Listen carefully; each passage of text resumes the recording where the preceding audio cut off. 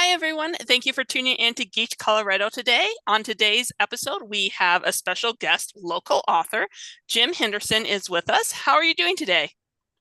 Uh, doing well, doing well. The work day's done, and now I can get on to writing related things. So I actually got to meet you at a recent con. It was a local con called Mile High Con, which focuses a lot on literature and authors.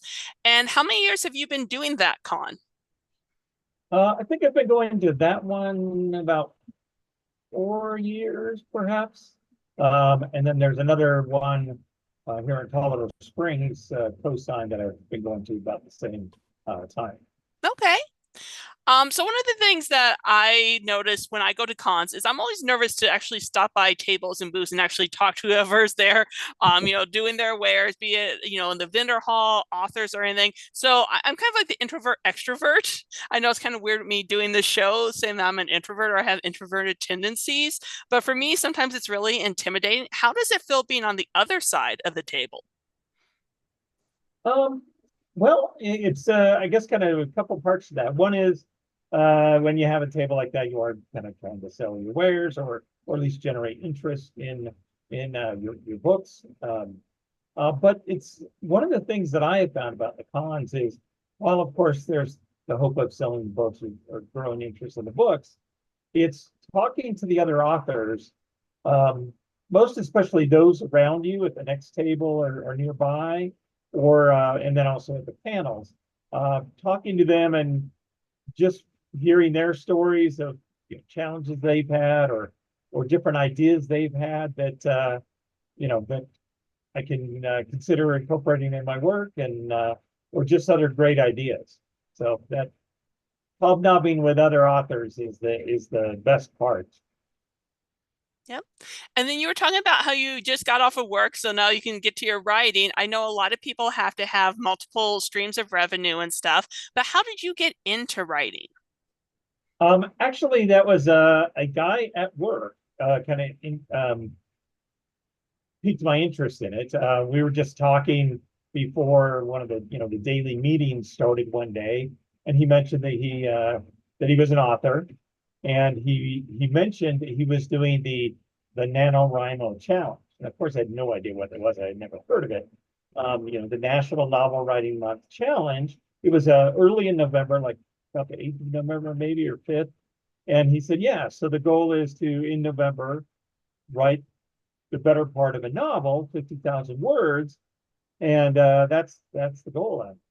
50,000, that's insane. How can anyone possibly do that in a month? Um, and he said, well, it sounds challenging at first, but it's not really, once you get going, it's achievable. And I didn't have an idea in mind for a book, but I said, give that a try. And so I thought around for a little bit for a day or two to get a basic starting point for what became my first novel. And it kind of became a series of adventures after that, an episodic thing. And I just started writing, and I didn't think it was really achievable, but after a couple of days, I'd gotten like 3 or 4 thousand words done. I'm like, I'm going to give it a try, and that kept going, and made it to 50,000 shortly before the end of the month. So that was how I got started. Published that first book not too long thereafter, and then been writing ever since. So that was 2018, and so here, fast forward 6 years, just barely put out my 12th novel. So I know there's probably other local authors or people who are aspiring writers, I should say, that are trying to get published. What was your pathway of getting published? Has, this being your first book? Um, my pathway was self-publishing. I I toyed with the other ideas of, trying to find an agent and a publisher and all of that, but I decided, well, I'll just, put this out self-published, see how that goes, and then I can explore those other ideas later. And I've been pretty happy with it. I haven't had dramatic economic success or anything, but I've been happy with how it comes out. And and actually, that's one of the things that's come up with talking to some of these other authors. Some of these other authors are, of course, not self-published. They're published by a publishing house. And it's been interesting talking to them and hearing how in some cases they don't have, they have limited control of some things, whereas I can kind of do whatever I want. So that's I've enjoyed that freedom. And then tell us a bit about your work that you've got published so far. Well, I've got one main series. This is the main series. Let's see if it show up. I don't know if they can show up. Love green screen. Yeah, sorry, too much green screen. I apologize for that. But my main series is called the Mantis Saga, and I just came out with the 10th book of that. And that is it's a sci-fi adventure, you could call it space opera, small ship and a small crew, and they run around having adventure after adventure. They encounter new aliens. They have their own challenges, problems with the ship. They get involved in several battles throughout the books, and you see a lot of development in the crew as well. And that's the main series. Again, the largest number of books. But then I also have one standalone book, Viper Boat 571, which is it's a military sci-fi. This is instead of being just a small ship that they run around and have adventures on, they are, it's a warship, and they are immediately involved in a war. And so that's one, and I'm actually working on the sequel to that right now. That's what I'm doing this year for NaNoWriMo, is trying to work that and trying to get it ready to publish, hopefully by the end of the year, or surely thereafter, if I don't quite make it. That's a pretty fast turnaround. Well, I had written the first draft of it early this year, and then was starting the editing process, working with an editor, and found some challenges and hurdles, and eventually, after working on it for a while, I wound up setting it aside to focus on other things, some short stories, and then on the book that I just put out. So I'm not starting from scratch, if you will. I'm not going from scratch. Let me see if this is visible. If it's still not very visible. It's blurring your book. That's okay. Just hold it straight up in front of you. Just hold it straight in front of you. Then we'll be able to see it. If you put it like where your face is. There we go. Brilliant. It's like you've done this before. Yeah, so this is Viper Boat 571, the military sci-fi. And these, if you can see these. So Johnson the Mantis is the first of the Mantis saga, and then Mantis Emancipated. Oh boy. Is the most recent book we just came out. Okay. And then the third series, or the third book, well, I guess we call it series of one at the moment, is Inspector Giskard, and that is it's a military science fiction, or a science fiction mystery. So it's more mystery than anything else, but it's set in the not too distant future. The inspector in there is kind of unique. That's kind of part of the science fiction-y aspect of it. And it is set here in Colorado. Most of the action takes place in Colorado Springs, but he could hit some other towns around about. And then I'm working on really a series of short story follow-ons to him, and those will all take place kind of in different parts of Colorado. So that's kind of cool that you're incorporating your home locale into your books.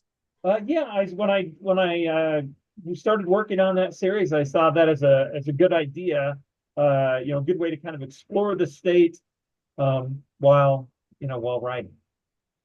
Now, I did notice a pattern in all of your writing that they all have the science fiction theme behind them. How long have you been a science fiction fan? How did you get into the genre? Oh boy. I would say I've been a science fiction fan for probably on the order of 45 years. So a little while, been around for a while. I think I don't remember which I first started with, but read a couple, and then in my first year of high school, I had a teacher that influenced me quite a bit, and he taught a class called Science Fiction and Fantasy. And we read in that book, sorry, in that course, we read several different science fiction books, kind of different subgenres, and that really got me going, really interested.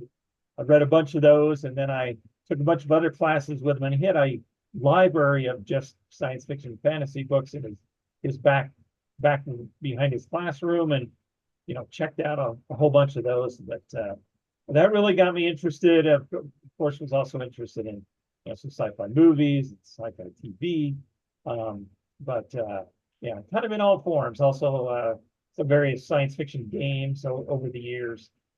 So about every form of sci-fi you can think of, I think. Now, I could ask you the classic question of which do you like better, Star Trek or Star Wars? But I know that's always a hot topic for people, so I'm not going to do that. But with that, though, to me, like one of the things that always gets me is the writing of Gene Roddenberry. Like just the amazing things that he did with coming up with Star Trek, and then like even like how the diversity in Star Wars is just such a plethora. How do you kind of bring in like all of your different alien beings and stuff into your books? That's a good question. I only have a relatively small portion of the universe that they've encountered are alien. But there are some, and they meet some new ones. So I really enjoy that kind of first contact, which has happened several times. As in many the case, they wind up in the kind of the right place or wrong place at the right time. But I enjoy exploring those, how they look, but also how they act, the different alien races.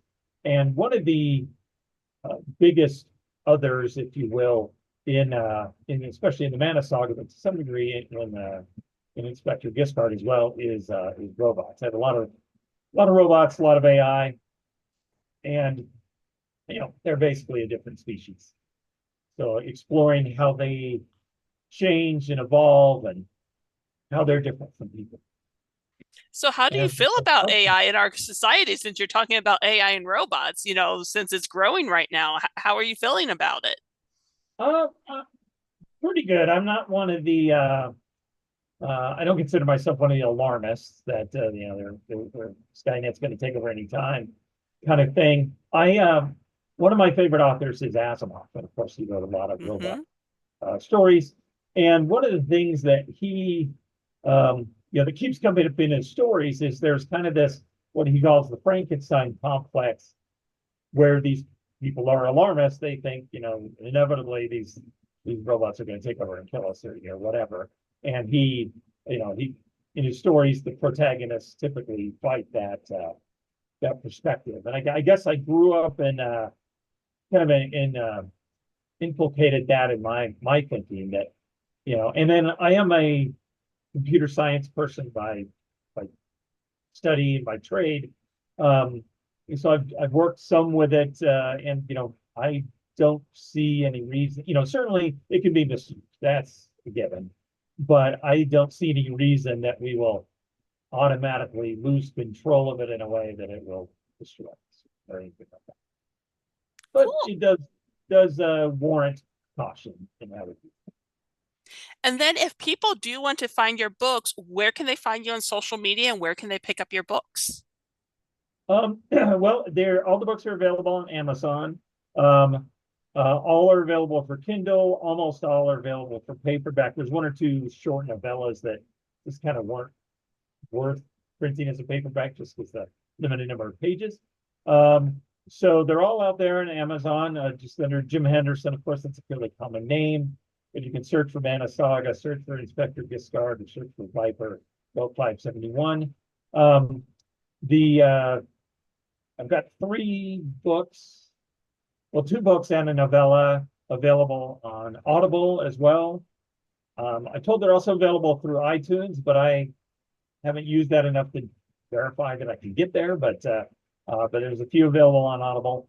And then I've got a YouTube channel called Mantis Saga that has some videos on it, including an interview with my main character, who happens to look a little bit like me.